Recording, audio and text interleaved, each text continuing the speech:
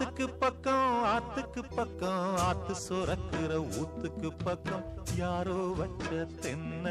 இது நம்பி இருக்குது மண்ண இது தானாக வளர்ந்த மரம் பாரம்மா ஒரு தாயாரு தந்தை யாரு கூறம்மா ஆத்துக்கு பக்கம் ஆத்து சுரக்கிற ஊத்துக்கு பக்கம் யாரோ வச்ச தென்ன இது நம்பி இருக்குது மண்ண இது தானாக